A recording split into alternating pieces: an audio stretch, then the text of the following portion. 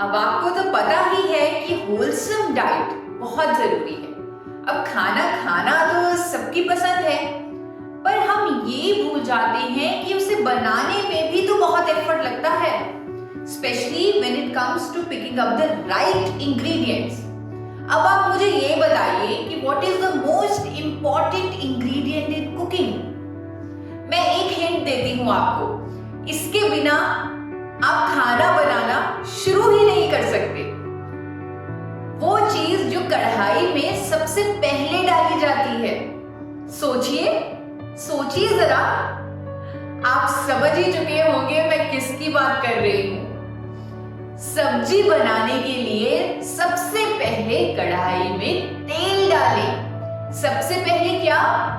सबसे पहले तेल। किसी भी डिश का फर्स्ट इंग्रेडिएंट है cooking oil. Hi, this is Isha Vashishtha and I am a dietitian.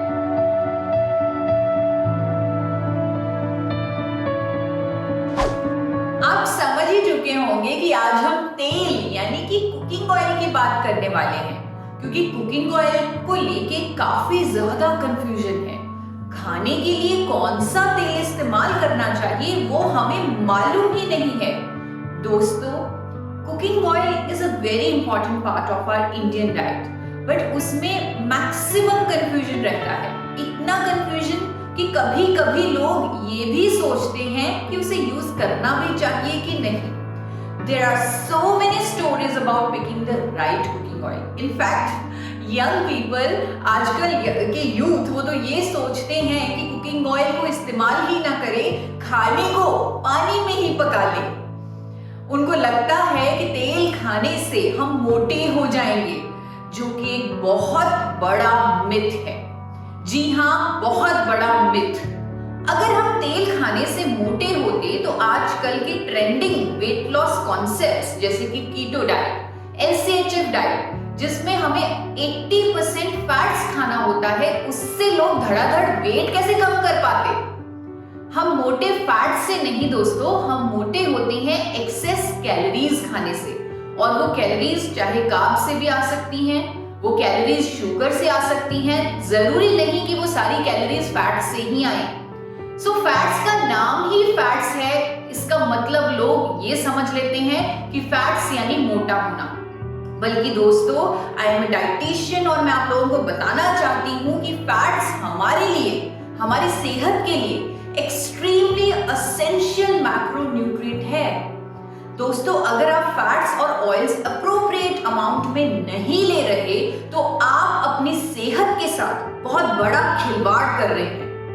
बहुत सारे फैट सॉल्युबल विटामिन जैसे कि vitamin A, vitamin D, vitamin E, vitamin के, ये सारे हमारे शरीर में डिसॉल्व ही नहीं होंगे अगर हमारे अंदर अप्रोप्रिएट फैट्स और ऑयल्स ना हो, because all of this vitamin are fat soluble vitamin.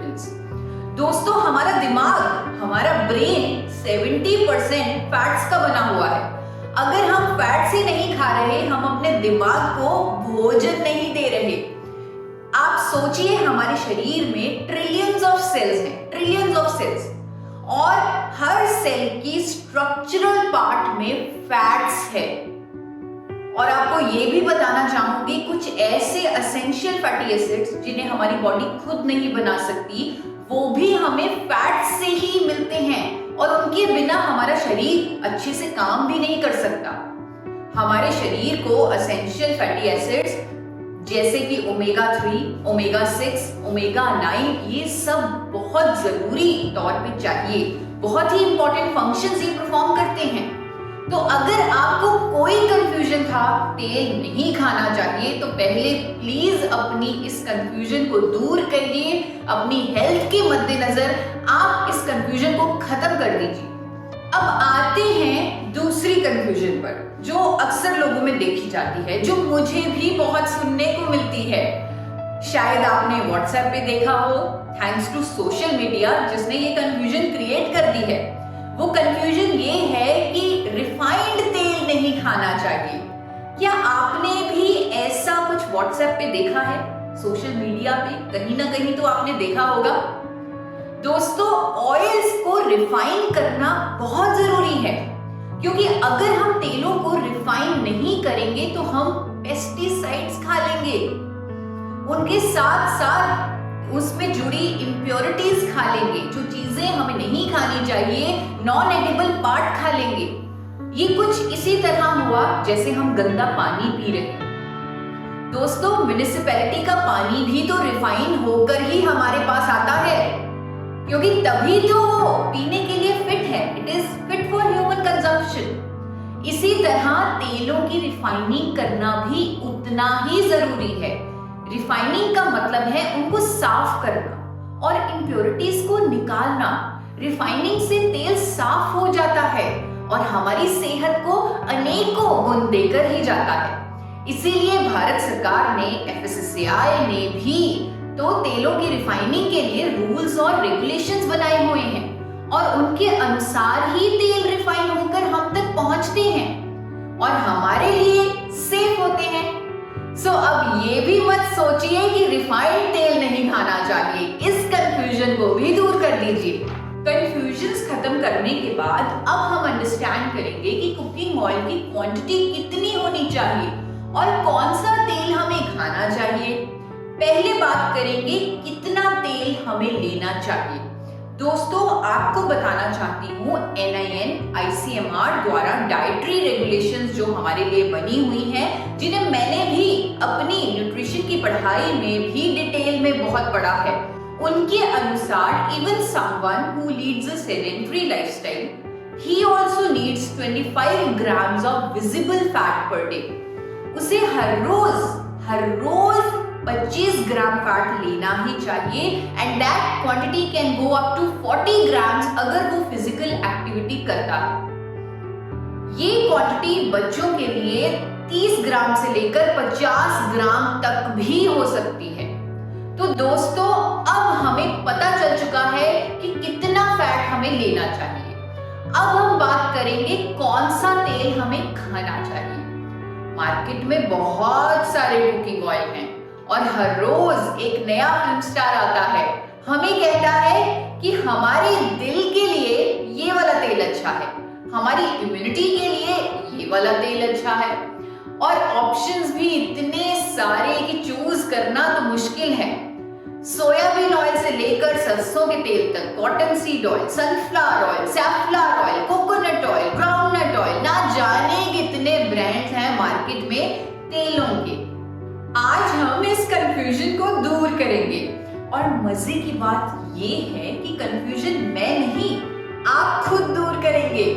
मैं सिर्फ आपको कुछ थंब रूल्स, कुछ प्रिंसिपल्स बताने वाली हूँ, जिनको समझकर आप खुद डिसाइड करेंगे कि कौन सा तेल इस्तेमाल करना चाहिए। देखिए दोस्तों, कौन सा फैट्स लेना है, कंफ्यूजन के चलते national institute of nutrition Hyderabad और वर्ल्ड हेल्थ ऑर्गेनाइजेशन ने एक वर्कशॉप की और लोगों को सही दिशा दिखाने की कोशिश की। टाइम टू टाइम वो डाइटरी रेगुलेशंस, गाइडलाइंस देते रहते हैं ताकि किसी से कोई भी गलती ना हो। दोस्तों, हर तेल में 3 तरह का फैट होता है, जिसे हम सफा, कुफा और मुफा यानी कि सैचुरेटेड फैट, पॉलीअनसैचुरेटेड फैट और मोनोअनसैचुरेटेड फैट भी कहते हैं। इन तीनों को as per WHO and NIN हमें एक रेशो में लेना होता है। अगर रेशो की बात करें तो टू बी एग्जैक्ट इस रेशो में जो स्क्रीन पर आपको दिख रही है उसी में लेना होता है। यानी कि अगर हम रेशो को ध्यान से देखें, हमें तीनों तरह के फैट्स को बैलेंस मात्रा में, बराबर मात्रा में लेना है। मुफा को हल्का सा ज्यादा लेना है। रेशो देखकर आप घबराएं नहीं, आज हम सारे प्रिंसिपल सीख लेंगे और इस रेशो को एग्जैक्ट मैच भी कर लेंगे। मैच करना जरूरी है दोस्तों, क्योंकि हजारों साइंटिस्ट और मेडिकल फ्रेटर्निटी ने मिलकर इस रेशो को बनाया है, इन डाइटरी गाइडलाइंस को ले डाउन किया है, क्योंकि इन तीनों फैट्स का अपना अपना रोल है, अपने अपने फंक्शंस हैं हमारे शरीर में और इन्हें इसी तरह इस रेशो में वो मिलेंगे। तो अब मार्केट में तो इतने सारे तेल हैं, किसी में सफा ज्यादा है यानी कि सैचुरेटेड फैट ज्यादा है, किसी में मुफा फैट ज्यादा है यानी कि पॉली अनसैचुरेटेड फैट ज्यादा है, और किसी में मोनो अनसैचुरेटेड फैट यानी कि मुफा बहुत ज्यादा है। कैसे रेशो को मीट करें और क्या होगा अगर हम रेशो में गड़बड़ी कर देंगे? उदाहरण के तौर पे आपको बताती हूँ, जितने भी थिक ऑयल्स हैं, गाढ़े तेल हैं, जैसे कि देसी घी, मक्खन, इनमें सैचुरेटेड फैट बहुत ज्यादा होता है, because saturated fat is solid in nature. जो जितना एक तेल गाढ़ा आपको दिखेगा, आप समझ लीजिएगा कि उसमें सैचुरेटेड फैट बहुत ज्यादा है। अगर हम आज के लाइफस्टाइल के अनुसार देसी घी खाना शुरू कर दें, यानी कि ज्यादा सैचुरेटेड वाला तेल हम खाना शुरू कर दें, तो क्या होगा? तो दोस्तों, हमारा कोलेस्ट्रॉल बढ़ जाएगा, हमें हार्ट प्रॉब्लम हो जाएगी। This is because saturated fat increases both HDL and LDL cholesterols in our blood. Both good and bad cholesterol it increases. लेकिन आपने लोगों को कहते हुए भी सुना होगा कि पुराने जमाने में तो हम देसी घी खाया करते थे, तब तो कुछ भी नहीं होता था। लेकिन शायद वो भूल चुके हैं कि पुराने जमाने में फिजिकल एक्टिविटी बहुत होती थी। लोग जहां जाते थे चलकर जाते थे या साइकिल के थ्रू जाते थे, वो बैलगाड़ी चलाते थे या फिर चक्की चलाते थे। इतनी ज्यादा फिजिकल एक्टिविटी होती थी कि जिसकी वजह से देसी घी जो एलडीएल कोलेस्ट्रॉल पर इंपैक्ट डालता था, यानी जो बुरे कोलेस्ट्रॉल को बढ़ा देता था, वो इन एक्टिविटीज के कारण न्यूट्रलाइज हो जाता था। इवन पुराने जमाने में लोग फाइबर रिच डाइट खाते थे, वो फाइबर भी इस बुरे कोलेस्ट्रॉल के बढ़ाव को रोक देता था, इसके नेगेटिव इफेक्ट को खत्म कर देता था। इसीलिए पुराने जमाने में देसी घी दुष्प्रभाव नहीं देता था। पर दोस्तों, आप जानते हैं आजकल की बात अलग है। हम सब सेडेंट्री लाइफस्टाइल के शिकार हैं। इस सब में अगर हम देसी घी खाएंगे तो हम हार्ट डिजीजेस को न्योता दे देंगे। इसीलिए ज्यादा सैचुरेटेड फैट वाले तेल हम नहीं ले सकते। So thumb rule number 1, restrict oils with very high saturated fats. अब बात करते हैं उन तेलों की जिनमें पॉली अनसैचुरेटेड फैट ज्यादा होता है, जैसे कि safflower oil, sunflower oil, corn oil, cottonseed oil, soybean oil. इन सब में पुफा फैट बहुत ज्यादा होता है। पुफा फैट ज्यादा होने से हमारा अच्छा कोलेस्ट्रॉल कम हो जाता है, क्योंकि पुफा फैट हमारे अच्छे और बुरे दोनों कोलेस्ट्रॉल को कम करता है। तो अगर हम ये पुफा वाले तेल खाएंगे तो हम अपना अच्छा कोलेस्ट्रॉल कम कर लेंगे दोस्तों। साथ ही साथ ये भी सामने आ चुका है कि लंबे समय तक अगर पुफा वाले तेल खाए जाएं तो लोगों को अर्थराइटिस की प्रॉब्लम हो जाती है। जी हाँ, बिल्कुल, साइंटिफिक कम्युनिटी इस बात का दावा कर चुकी है, बता चुकी है कि अच्छे कोलेस्ट्रॉल को कम करने के साथ साथ जोड़ों के दर्द की समस्या पैदा कर देता है PUFA rich oils. So thumb rule number 2 है, restrict oils with very high amounts of PUFA fats. अब बात करते हैं उन तेलों की जिनमें मुफा फैट ज्यादा है। आजकल लोग सरसों का तेल बहुत ज्यादा खा रहे हैं और उनको लगता है कि सरसों का तेल हमारे लिए बहुत अच्छा है। इस तेल में मुफा फैट काफी ज्यादा होता है, और मुफा फैट एक अच्छा फैट है जो हमारे बुरे कोलेस्ट्रॉल को कम करता है, लेकिन अच्छे कोलेस्ट्रॉल को कुछ भी नहीं करता, ना बढ़ाता है ना कम करता है। पर क्योंकि ये बुरे कोलेस्ट्रॉल को कम करता है, इसीलिए सब सरसों के तेल को यूज करना चाहते हैं। दोस्तों, जिस सरसों के तेल को हम लोग अच्छा समझ रहे हैं, आप हैरान रह जाएंगे जानकर, ये सुनकर कि इसके बारे में तो बहुत बड़ी कंट्रोवर्सी है, क्योंकि इस तेल में एक ऐसा कंपाउंड पाया जाता है जिसका नाम है इरूसिक एसिड। 35 से 55% erucic acid is present in Indian mustard oil. और आपको मैं दिखाना चाहती हूँ FSSAI यूके की एडिबल ऑयल्स की सेफ्टी गाइडलाइंस, जहां पर साफ साफ लिखा गया है कि किसी भी खाना पकाने वाले तेल में अगर 5% से ज्यादा एरोसिक एसिड है तो उसे खाने के लिए इस्तेमाल नहीं किया जा सकता। It is not fit for human consumption. दोस्तों, सरसों का तेल विदेशों में फॉर एक्सटर्नल यूज की स्टैंप के साथ ही बिकता है। उसे आप इंटरनल यूज नहीं कर सकते, एक्सटर्नल यूज ही करें। यानी उसकी मसाज कर ले, उससे मसाज कर सकते हैं, सर पर लगा सकते हैं, बॉडी पर लगा सकते हैं, लेकिन हाँ, इसे आप खा नहीं सकते। इसी तरह की गाइडलाइंस अमेरिका में भी हैं। मैं आपको इंडियन मस्टर्ड ऑयल की बोतल दिखाना चाहती हूँ जो बेची जा रही है इंटरनेशनल मार्केट में, यूएस में, कनाडा में, यूके में, और देखिए इस पर बिल्कुल सामने साफ साफ लिखा हुआ है फॉर एक्सटर्नल यूज ओनली, यानी कि सिर्फ मसाज के लिए इस्तेमाल करें, इसका खाने में इस्तेमाल मत करें। फॉर एक्सटर्नल यूज ओनली आपने अक्सर परफ्यूम्स की बॉटल्स पर, क्रीम्स पर देखा होगा, और क्रीम्स और परफ्यूम्स आप इंटरनल यूज के लिए इस्तेमाल नहीं कर सकते। तो आप समझ ही चुके हैं कि सरसों के तेल का क्या स्टेटस है इंटरनेशनल मार्केट में। बट दोस्तों, अनफॉर्चुनेटली टिल डेट हमारे देश में एरोसिक एसिड को लिमिट करती कोई भी रेगुलेशन नहीं है। हाँ, कई बार सरसों के तेल के दुष्प्रभावों पर मीडिया में चर्चा जरूर हुई है, जैसे कि आपके सामने ये 2003 का हिंदुस्तान टाइम्स का आर्टिकल आ रहा है, उसकी क्लिप है जिसमें लिखा हुआ है कि एरोसिक एसिड की वजह से सरसों के तेल को हार्ट अटैक्स, टैकीकार्डिया ऐसी बीमारियों से जोड़ा जाता है। टाइम्स ऑफ इंडिया में भी 2020 में ये आर्टिकल आया, ये न्यूज आई जो आपके सामने है, जो बात करती है कि सरसों का तेल खाने से गॉल ब्लैडर कैंसर तक होता है। ये सब कुछ आप लोगों के सामने ही है। सो थंब रूल नंबर 3 जो बहुत क्लियर है आपके सामने, restrict use of mustard oil. अब आजकल मार्केट में एक और कैटेगरी का सरसों का तेल आ चुका है, कनाडा से आया है, जिसमें एरोसिक एसिड कम है, और वो है केनोला ऑयल। केनोला ऑयल में ओमेगा 3 ज्यादा होने की वजह से बोला जाता है कि ये बहुत अच्छा तेल है।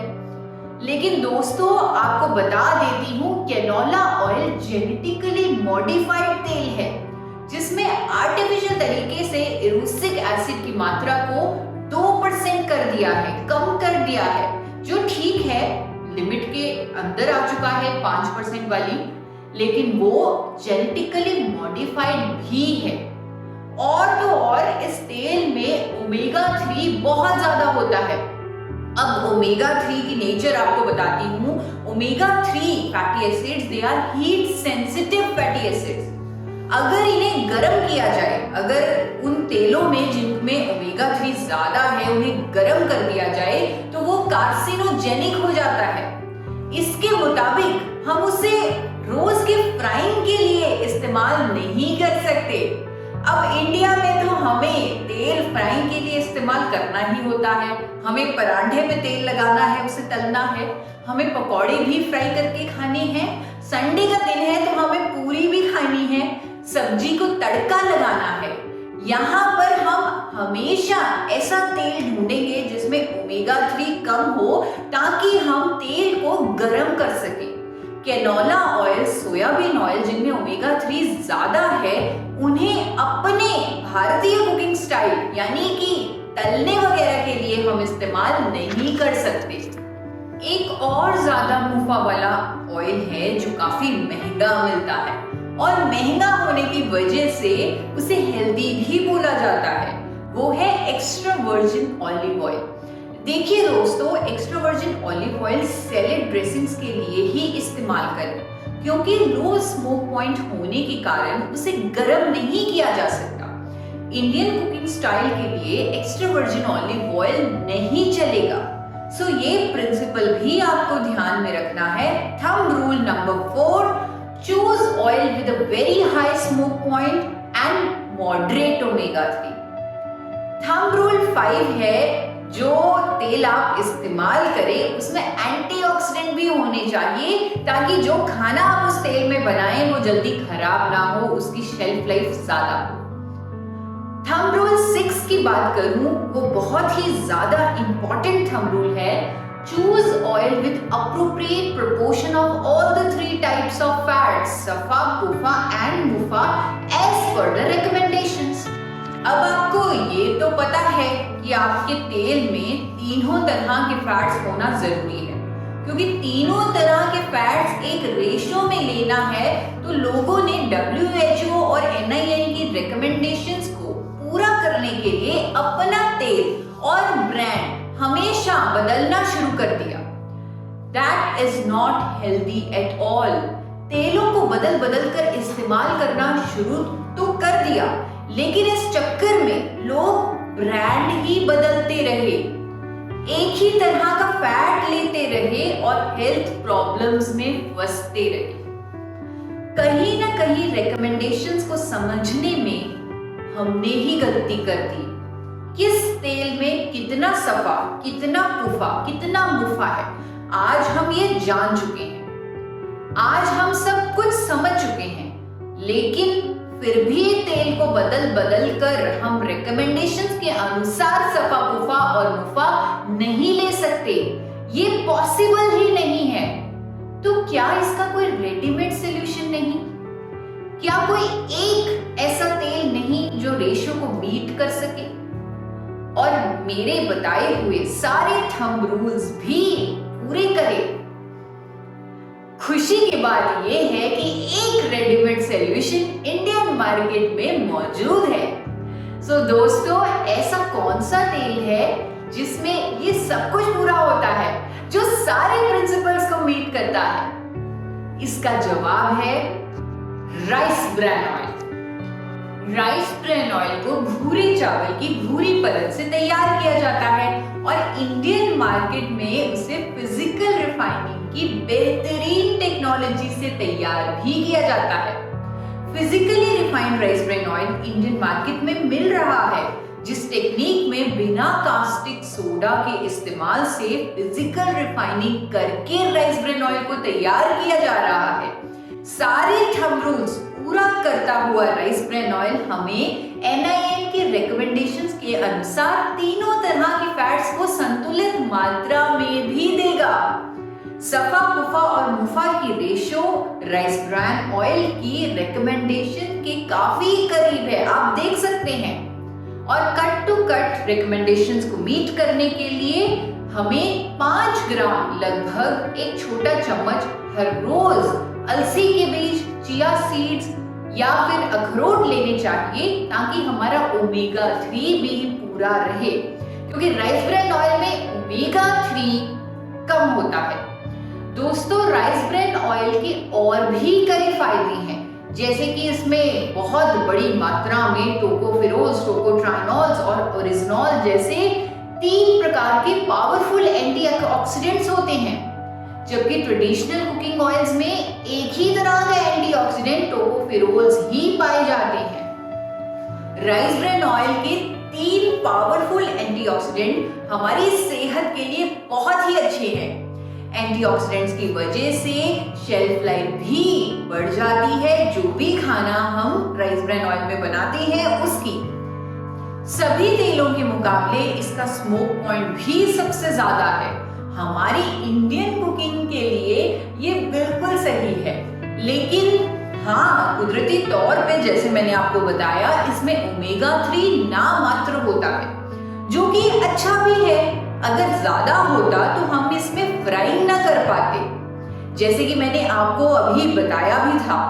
ओमेगा 3 अलग से ही लेना पड़ेगा। आप अखरोट, अलसी के बीज, चिया सीड्स ये लेकर अपना ओमेगा 3, या फिर आप सप्लीमेंट भी ले सकते हैं ओमेगा 3 का, ये लेकर अपना ओमेगा 3 पूरा कीजिए।